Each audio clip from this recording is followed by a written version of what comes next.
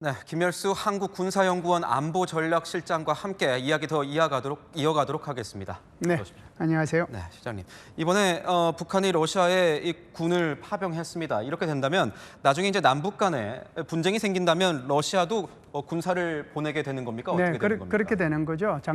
올해 6월 달에 푸틴이 북한을 방북해가지고 포괄적 전략 협정을 맺었잖아요. 그 제4조에 의하면 전쟁이 일어나면 양국은 지체 없이 군사 및 기타 원조를 하도록 돼 있거든요. 그런 차원에서 보면 지금 북한이 러시아에 이제 총포탄뿐만 아니라 병력을 지원하는 거고, 반대로 한반도에서 그런 불상사가 일어나면 러시아가 개입해서 북한을 지원하게 되는 것이죠.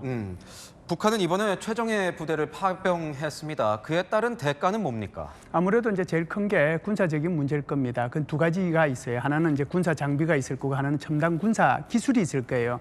그러니까 군사 장비로서는 북한이 제일 급한 것이 공군기입니다. 공군 전투기요. 그것이 이제 아마 제일 급할 거고, 그다음에 이제 군사 기술로는 아무래도 ICBM의 재진입 기술이라든지 다탄두 기술이라든지 또는 핵 추진 잠수함 기술이라든지 정찰 위성과 관련된 기술이라든지 이런 것들을 아마 요구할 가능성이 있다고 봐야죠.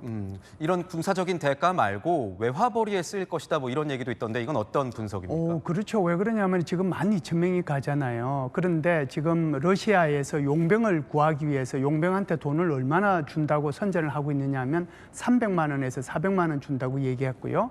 만일 쿠바 군이 또는 쿠바 사람들이 용병으로 오게 될 경우에 쿠바 군인들이 받는 봉급의 80배를 준다고까지 얘기를 했습니다. 네. 그렇다라고 하면 적어도 300만 원, 400만 원이면 그 돈이 작은 돈이 아니잖아요. 이 돈이 북한 군인들한테 직접 가는 것이 아니고 전부 다 김정은의 통치 자금으로 가기 때문에 거기에 아마 의미를 둘 겁니다. 그렇다면 이번에 파병되는 북한군은 뭐 최전방에 투입되는 거니까 아니면은 뭐 무기 관리 같이 이렇게 후방에서 이렇게 전선에 투입하게 되는 겁니까? 지금 12,000명이 가는데요. 12,000명이 전부 다 폭풍 군단의 소속일 수도 있고, 제가 볼 때는 이제 함흥과 청진에서 나누어 간 거를 보면 아무래도 폭풍 군단에서 이제 한 1개 여단 정도가 가고 또 나머지는 이제 정규 사단이 갔을 수도 있다라고 봐요. 왜 그러냐면 이번에 공개한 영상을 보면 북한군 2개 대대가 전차 훈련하는 것을 공개를 했거든요. 러시아에서. 네. 그렇다라고 하면은 폭풍 군단에는 전차가 있을 필요가 없어요. 특수준 부대이기 때문에. 그렇다라고 하면 이게 폭풍 군단 전체일 수도 있지만, 그러니까 폭풍 군단만으로 구성된 12,000명일 수도 있지만, 또 다른 면으로 보면 다른 1개 사단이 가고 폭풍 군단의 소속의 한 1개 여단이 갈 수도 있다 이렇게 보고요. 그 인원뿐만 아니라 기술자도 같이 가게 되는 것이죠. 기술자라 하면은 뭐 미사일 관리 부대까지 아마 투입된 것 같다 뭐 이런 얘기가 나오고 있던데, 그렇다면 현재까지 인력 말고 북한 무기는 러시아로 넘어간 게 어느 정도나 되는 겁니까? 네, 앞부분 잠시만 말씀을 드리면요. 지금 이제 이 기술자가 갔다는 것이 왜 그러냐면 작년 8월 달에 김정은이가 미사일 생산 기지를 방문했을 때 그때 김정은이 뒤에서 찍힌 사진 그 얼굴하고 이번에 우크라이나 전선에서 찍힌 그 얼굴하고 AR 기술을 적용하니까 80%가 같아요. 그러니까 동일 인물인 거죠. 이제 유행가에서 나오는 네가 왜 거기서 나와라고 하는 것이 딱 들어맞는 그런 거라고 볼 수가 있고요.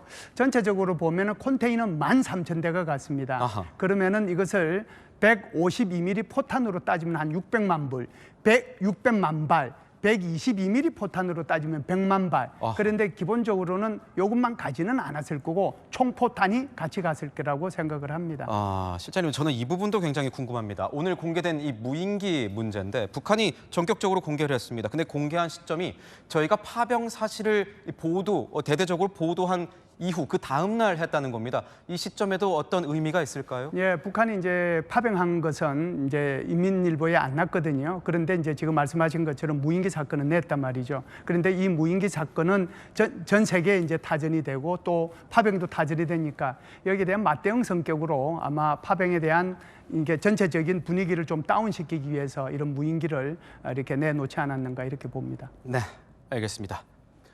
지금까지 김열수 실장이었습니다. 고맙습니다. 감사합니다.